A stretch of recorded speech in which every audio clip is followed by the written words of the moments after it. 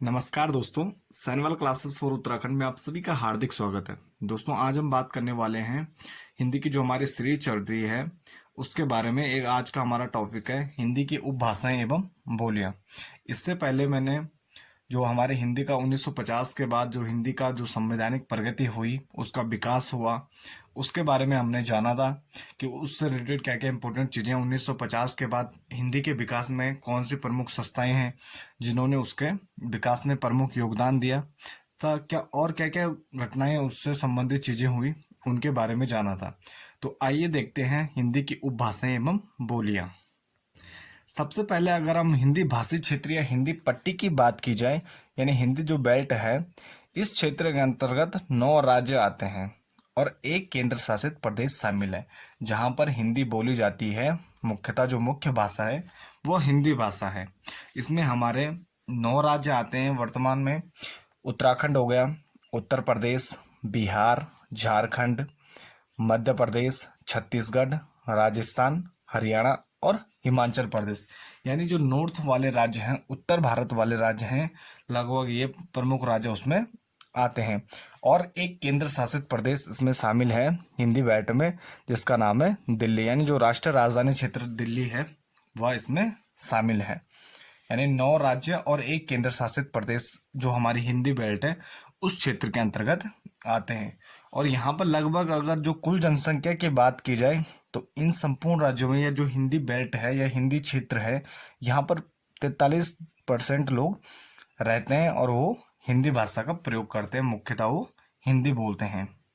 अगर हिंदी पट्टी के विस्तार की बात की जाए, कहाँ से लेकर कहाँ तक इसका विस्तार है, तो अगर इसके पूर्व की बात की जाए तो पूर्णिया बिहार तक हिंदी बोली जाती है, और पश्चिम की बात की जाए तो अंबाला हरियाणा तक, और उत्तर की बात की जाए तो बद्रीनाथ केदारनाथ यानी हमारा उत्तराखंड, और इसके दक्षिण की बात की जाए तो खंडवा मध्य प्रदेश से। इसके ये पॉइंट आते हैं पूर्व, पश्चिम और उत्तर दक्षिण में, जहां पर हिंदी पट्टी का मुख्यतः विस्तार है। इसके बाद बोली, उपभाषा और भाषा के बारे में जानते हैं कि बोली उपभाषा क्या होती है, भाषा क्या होती है। छोटे से क्षेत्र में जो बोली जाने वाली भाषा होती हैं और जिनमें मुख्यतः साहित्य रचना नहीं होती, यानी सीमित क्षेत्र में बोली जाने वाली जो भाषाएं होती हैं उनको बोली कहा जाता है। यानी कि छोटे से क्षेत्र में, सीमित क्षेत्र में, संकुचित उसमें बोली जाती है। और सबसे मुख्य बात, जो इसमें साहित्य रचना ना के बराबर होती है और यह बोली के अंतर्गत आती है। इसके बाद एक स्टेप आगे बढ़ते हैं और इसमें उपभाषा आती है।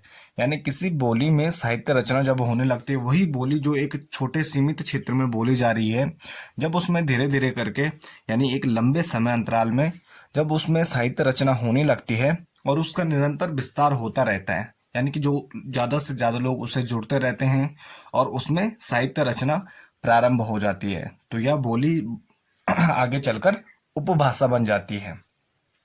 इसके बाद भाषा, यानी साहित्यकार जब उपभाषा को साहित्य के द्वारा परिनिष्ठित सर्वमान्य रूप प्रदान करते हैं, यानी उसमें अत्यधिक जो रचनाएं हैं वह उस भाषा में होनी स्टार्ट हो जाती है तथा उसका निरंतर क्षेत्र विस्तार होता रहता है, तो जो उपभाषा है वह भाषा बन जाती है।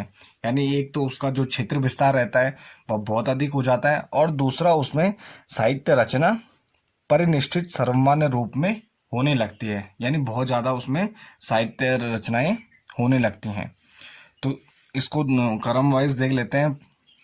भाषा, भाषा फिर उपभाषा आती है। मतलब एक भाषा है कि कई उपभाषाएं होती हैं। जैसे हमारी हिंदी है, इसकी कई उपभाषाएं हैं और उपभाषा के नीचे बोली आती है। यानी कई जो उपभाषाएं हैं, एक उपभाषा है उसकी कई बोलियां होती हैं। इसके बाद इसका जो हम हिंदी का वर्गीकरण है, जो उसका ऐतिहासिक पृष्ठभूमि है, तो आइए उस पर बात कर लेते हैं। उसकी थोड़ा जो इतिहास है उसका, कि जो जॉर्ज इब्राहिम ग्रेशन रहते हैं, उनके द्वारा ये अंग्रेज अधिकारी, प्रशासनिक अधिकारी रहते हैं और हिंदी के ये काफ़ी जाने माने विद्वान थे अपने टाइम। इनके द्वारा सर्वप्रथम हिंदी की जो उपभाषाएं एवं बोलियां थी उनको वर्गीकरण किया गया। यानी जो सर्वप्रथम वर्गीकरण किया वो जॉर्ज इब्राहिम ग्रेशन ने किया था, हिंदी की उपभाषाओं का वर्गीकरण। इन्होंने वर्गीकरण किसमें किया? इन्होंने 1889 में यानी 89 में modern vernacular literature of Hindustan में इन्होंने एक ग्रंथ लिखा। उसमें इन्होंने हिंदी की उपभाषाओं एवं बोलियों को वर्गीकृत किया। इसके बाद इन्होंने 1894 में भाषाई सर्वेक्षण प्रारंभ कर दिया और 1927 तक इनका ये जो सर्वेक्षण था वो चलता रहा।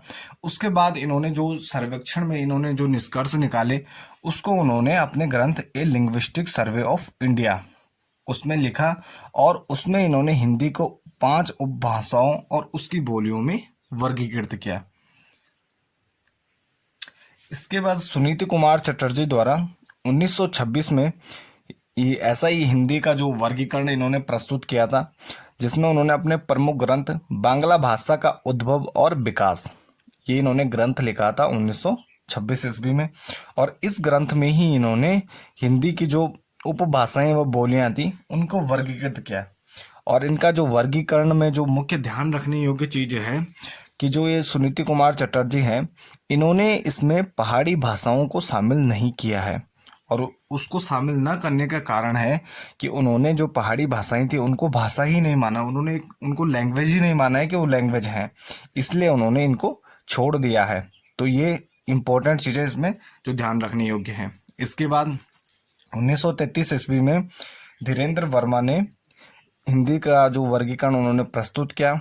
और ये प्रस्तुत किया था इन्होंने हिंदी भाषा का इतिहास, उन्होंने एक प्रमुख ग्रंथ लिखा, उसमें उन्होंने ये वर्गीकरण दिया। और जो इनका मुख्यतः इनका जो वर्गीकरण था वो सुनीति कुमार चटर्जी के विभाजन पर ही आधारित था, यानी उसी आधार पर इन्होंने भी हिंदी भाषा का वर्गीकरण किया। और कुछ संशोधनों के साथ पहाड़ी भाषाओं का इन्होंने समावेश कर दिया, यानी थोड़ा बहुत चेंजेस करके इन्होंने जो पहाड़ी भाषाएं जो सुनीति कुमार चटर्जी द्वारा पहाड़ी भाषाएं छोड़ी गई थी उसको इन्होंने अपने हिंदी के वर्गीकरण में या उपभाषाओं और बोलियों के वर्गीकरण में इन्होंने शामिल कर दिया। वर्तमान में प्रमुख विद्वानों में आम सहमति है कि हिंदी जिस भाषा समूह का नाम है उसमें 5 उपभाषाएं और 17 बोलियां शामिल है। यानी जो वर्तमान की स्थिति है उसमें विद्वानों द्वारा हिंदी की 5 उपभाषाएं और 17 बोलियां मानी जाती है कि हिंदी की 5 उपभाषाएं और उसमें जो कुल बोलियां हैं वो 17 हैं। इसके बाद हम हिंदी की जो 5 उपभाषाएं और 17 बोलियां हैं उनके बारे में देख लेते हैं वह कौन कौन से हैं, यानी जो वर्गीकरण किया गया था वर्तमान में जो वर्गीकरण है वह क्या है और कौन कौन सी बोलियां और उपभाषाएं उसमें शामिल है। तो सबसे पहले इनको जो ये उपभाषाएं इसमें 5 उपभाषाएं शामिल है। इनको जो याद करने की एक ट्रिक है कि राज पश्चिम पूर्व में बिहार में पहाड़ी बोलता है। इसमें राज से राजस्थानी हो गया, पश्चिम यानी पश्चिमी हिंदी, पूर्व यानी पूर्वी हिंदी और बिहार यानी बिहारी और पहाड़ी। तो ये 5 इसमें उपभाषाएं आ जाती हैं कि राज पश्चिम पूर्व में बिहार में पहाड़ी बोलता है। तो ये आप इसको ध्यान रखना, ये ट्रिक है याद करने की। इसके बाद अगर इसको डिवाइड करते हैं 17 जो बोलियां हैं कि कौन कौन सी भाषा के तहत जो उपभाषाएं हैं उनके तहत कौन कौन सी बोलियां शामिल है। सबसे पहले अगर बात की जाए राजस्थानी की तो ये राजस्थान में बोली जाती है और इसमें 4 जो प्रमुख बोलियां हैं वह शामिल हैं। जयपुरी या ढूंढानी हो गया जिनको पूर्वी राजस्थान के क्षेत्र में बोला जाता है, मारवाड़ी हो गया जो पश्चिमी राजस्थान में बोली जाती है, उसके बाद मेवाती हो गया यानी ये उत्तरी राजस्थान में बोली जाती है, और मालवी हो गई दक्षिणी राजस्थान में। यानी जयपुरी, ढूंढानी या मारवाड़ी, मेवाती और मालवी, तो ये 4 प्रमुख बोलियां हो गई राजस्थानी भाषा की जो कि हिंदी की एक उपभाषा है। इसके बाद पश्चिमी हिंदी है या हरियाणा और यूपी के क्षेत्र में बोली जाती है। तो इसमें इसकी 5 बोलियां शामिल हैं जिसमें कौरवी या खड़ी बोली, और आपको पता होगा कि कौरवी या खड़ी बोली से ही हमारी हिंदी भाषा का विकास हुआ है। इसके बाद बांगरू या हरियाणवी, नेक्स्ट ब्रज भाषा, बुंदेली और कन्नौजी। तो यानी पश्चिमी हिंदी के अंतर्गत ही जो हमारी खड़ी बोली है जो हिंदी है वह आती है। बांगरू या हरियाणवी, ब्रज भाषा, बुंदेली और कन्नौजी इसकी अन्य बोलियां हैं। इसके बाद पूर्वी हिंदी, अगर पूर्वी हिंदी की बात की जाए तो यह मध्य प्रदेश, छत्तीसगढ़ और यूपी यानी 3 स्टेट में बोली जाती है, 3 राज्यों में बोली जाती है। पूर्वी हिंदी। तो इसमें हमारी 3 बोलियां, इसमें 3 प्रमुख बोलियां शामिल हैं, अवधी, बघेली और छत्तीसगढ़ी, यानी 3 प्रमुख बोलियां इसमें शामिल हैं। इसके बाद बिहारी की बात की जाए तो बिहारी बिहार में बोली जाती है और इसका कुछ थोड़ा बहुत यूपी में भी बोला जाता है, यानी जो उसका जो उसके बॉर्डर वाला एरिया है तो वहाँ भी आसपास ये बोली जाती है, जो यूपी का पूर्वी भाग है। तो इसके बाद इसमें जो इसकी बोलियां हैं, इस 3 प्रमुख बोलियां इसमें शामिल हैं। तो इसमें है भोजपुरी, मगही और मैथिली, यानी ये तीनों प्रमुख बोलियां हैं, बिहार और यूपी में बोली जाती हैं। इसके बाद लास्ट हमारी जो उपभाषा है पहाड़ी या हिमाचल प्रदेश और उत्तराखंड में बोली जाती है। इसमें कुमाऊनी और गढ़वाली 2 प्रमुख बोलियां शामिल हैं। इसके अलावा अगर बात की जाए तो कुछ भाषा विद्वानों के अनुसार क्या जो हिंदी की जो उपभाषाएं हैं उन्होंने केवल हिंदी की 2 उपभाषाएं मानी हैं, पूर्वी हिंदी और पश्चिमी हिंदी। उन्होंने 5 उपभाषाओं में उनका वर्गीकरण नहीं किया है, उन्होंने केवल 2 प्रमुख मुख्यतः प्रमुख भाषाओं की बात की जाए तो वो केवल 2 मानते हैं, पूर्वी हिंदी और पश्चिमी हिंदी। तो ये था हमारा आज का टॉपिक, हिंदी की उपभाषाएं और बोलियां। तो मिलते हैं एक नेक्स्ट टॉपिक के साथ, तब तक के लिए धन्यवाद।